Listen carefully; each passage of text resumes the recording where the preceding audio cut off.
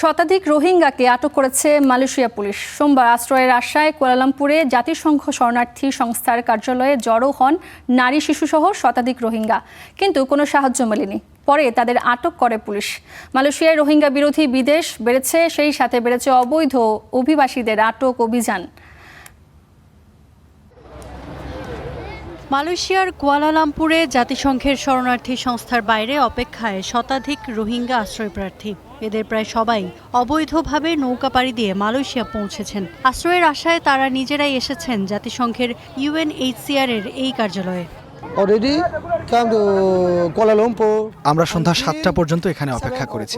কেউ আমাদের সাহায্য করেনি, কেউ আমাদের কথা বোঝেনি। পানি নেই, খাবার নেই। একজনকে অনুরোধ করেছিলাম দয়া করে টয়লেটটা খুলে দিন, কিন্তু কেউ আমাদের কথা শুনেনি।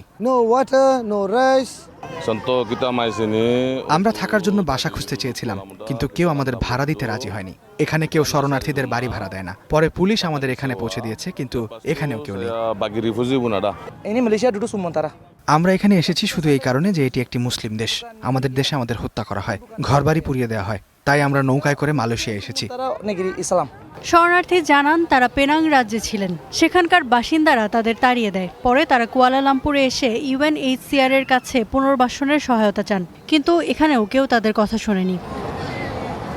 মালয়েশিয়ায় রোহিঙ্গা বিরোধী বিদ্বেষ বাড়ছে, পুলিশও চালাচ্ছে রোহিঙ্গা বিরোধী অভিযান। স্বয়ং প্রধানমন্ত্রী আনোয়ার ইব্রাহিম বলেছেন, শরণার্থীদের এই জমায়েত জনমনে উদ্বেগ সৃষ্টি করছে। সবশেষ UNHCR এর কার্যালয়ের বাইরে অবস্থান করা এই শরণার্থীদের 4টি ট্রাকে তুলে আটক করে নিয়ে যায় পুলিশ। ইফাতিরা, star news.